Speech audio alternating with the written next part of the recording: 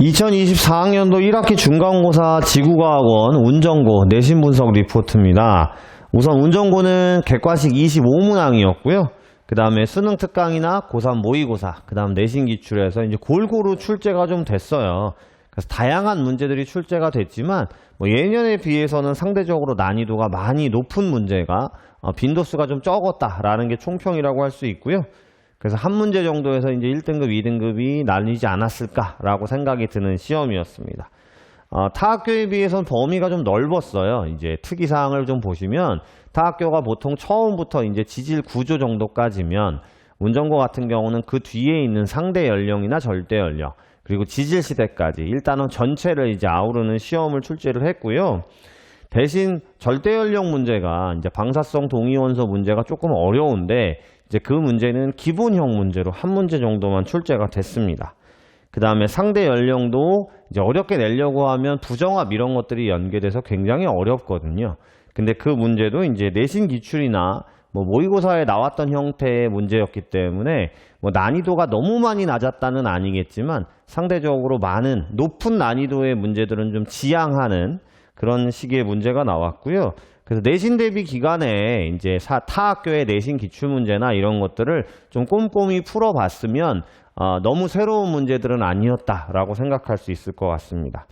그 다음에 특이한 것 중에 하나는 이제 사층리라고 해서 그 다음에 지질 구조의 역전이나 방향성들이 좀 어려운 문제들이 있거든요. 이제 그런 문제는 출제가 되지 않았다라는 게 특이 사항이고요. 대표 문항 분석은 이제 지금 이 내신 분석 리포트를 보는 친구들은 보통 내년 2025년을 준비하는 친구들도 있지만 보통 내신 분석 리포트의 취지가 이제 올해 시험이 어떻게 나왔느냐, 물론 이제 기말고사 그 다음 2학기가 또 똑같이 나오라는 법은 없지만 그래도 선생님들의 성향이 있으니까요. 방향성을 위해서 하는 거니까 이제 시험지를 좀 보시면서 그 다음 생각을 좀 해보시면 좋을 것 같은데 이제 1학기 중간고사는 보통 이제 해령, 판의 경계 중에서 이제 해령의 이동이나 그쪽에서의 방향성이 좀 까다롭고요. 그 다음 이제 고지자기의 복각, 이런 것들이 학생들이 이제 처음 들어보니까 많이 좀 까다로울 수 있는데, 가장 까다로운 해령 문제가 이제 4번, 6번 두 문항이 좀 출제가 됐어요. 그래서 6번은 또 해령의 이동과 관련된 문제가 출제가 됐습니다.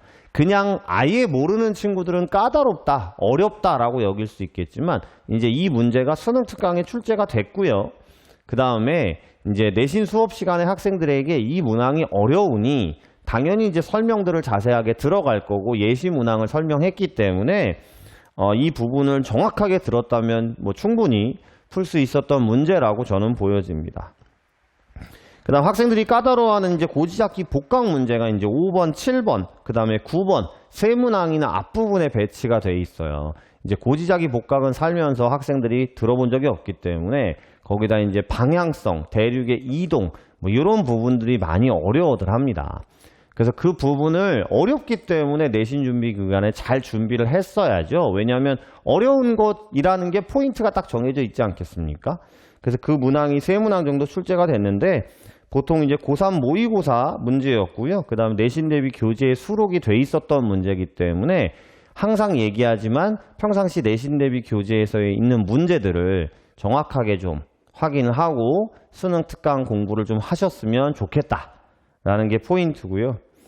그 다음에 14번 퇴적 환경 문제 출제도 마찬가지였습니다. 보통 이제 육상 환경, 연안 환경, 그 다음에 해양 환경 문제에서 이제 제일 어려운 것들이 사층리의 방향성이나 그 다음 이제 연안 환경에서의 그 삼각주의 역점이측리 이런 문제들이 좀 까다로운 편이거든요. 근데 그 문항은 출제되지 않았고 기본 내용만 물어봤어요. 그래서 너무 어려운 것들보다는 그런 것들을 좀 확인해야 된다. 그 다음에 상대 연령 문제도 좀 적게 출제가 됐습니다. 18번, 19번 문항이 출제가 됐는데 또 이제 열쇠층 문제는 우리가 전통적으로 많이 준비를 했던 거고요.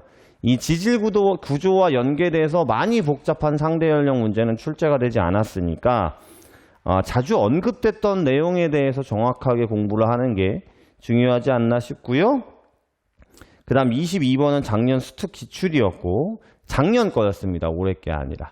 그 다음에 이제 정발고 문제 같은 데서 좀 많이 나왔던 동물군 천위 문제였고요. 이 문제도 제가 딱 찍어서 이런 유형도 있다라고 풀이를 했어요.